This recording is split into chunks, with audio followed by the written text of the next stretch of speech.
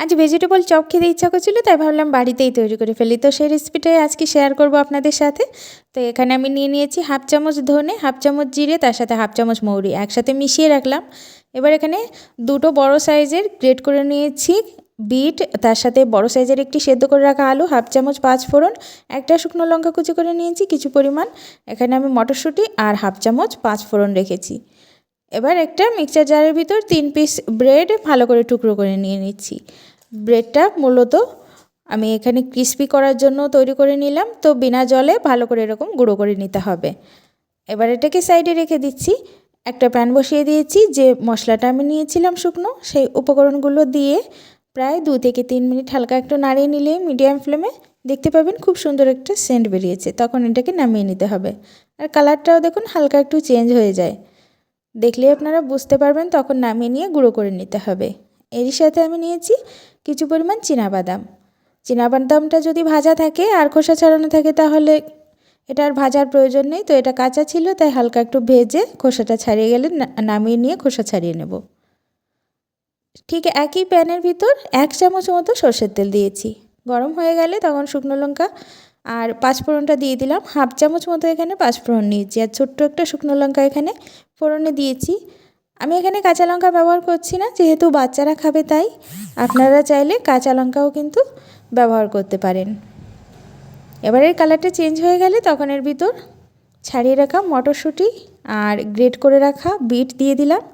আপনারা চাইলে গাজরও অ্যাড করতে পারেন, তো আমি বিট দিয়েই শুধুমাত্র তৈরি করছি। হালকা একটু নাড়িয়ে নিয়ে তারপর এর ভিতরে গ্রেট করে রাখা আলুটাও দিয়ে দিলাম। আলুটা দিলে মূলত এটা বেশ আঠালো টাইপের হবে আর খেতেও ভালো লাগবে। এবার একটুখানি মিশিয়ে নিলাম। স্বাদ মতো লবণ অ্যাড করে দিচ্ছি, চাইলে আপনারা একটু হলুদ গুঁড়োও দিতে পারেন। তো আমার কালারের প্রয়োজনে বিটের কালারটা খুবই সুন্দর, তাই এখানে অ্যাড করলাম না। এবার দিয়ে দিচ্ছি চীনাবাদাম আর সাথেই দিয়েছি ভেজে গুঁড়ো করে রাখা মশলাটা, জিরে ধনে আর মৌরি। এতে করে ফ্লেভারটা কিন্তু খুবই সুন্দর আসে। দেখুন একদম লাল কালার হয়ে গেছে, এর ভিতরে আপনার হলুদের কোনো প্রয়োজনই পড়বে না। নামিয়ে ভালো করে ঠান্ডা করে নিচ্ছি। আর এখানে 2 চামচ ময়দা দিয়ে দিয়েছি, আপনারা চাইলে কর্নফ্লোর দিয়েও করতে পারেন। অল্প পরিমাণ জল দিয়ে এটাকে ভালো করে গুলে নিতে হবে।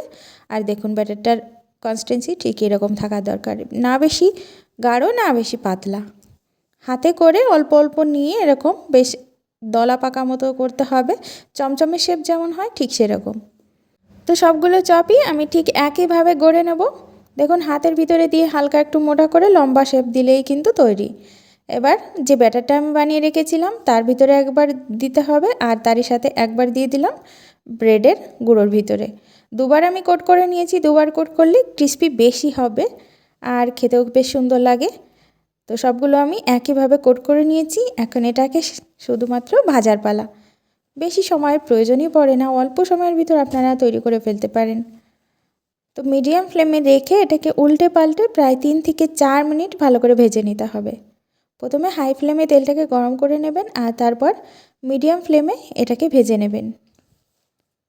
দেখুন সাইডে কত সুন্দর কালার চলে এসেছে। আরও একটু কালার আসলে তবে এটাকে নামাতে হবে। হাই ফ্লেমে ভাজলে কিন্তু উপরটা ক্রিস্পি হবে না, তাই অবশ্যই গ্যাসের ফ্লেমের দিকে একটু লক্ষ্য রাখবেন। দেখুন ঠিক এরকম কালার চলে আসলে তখন এটাকে নামিয়ে নিতে হবে।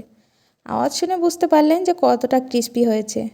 খুবই সহজ একটি রেসিপি আর খেতেও সত্যি দারুণ ছিল। অল্প উপকরণ অল্প সময় তৈরি হয়ে যায়।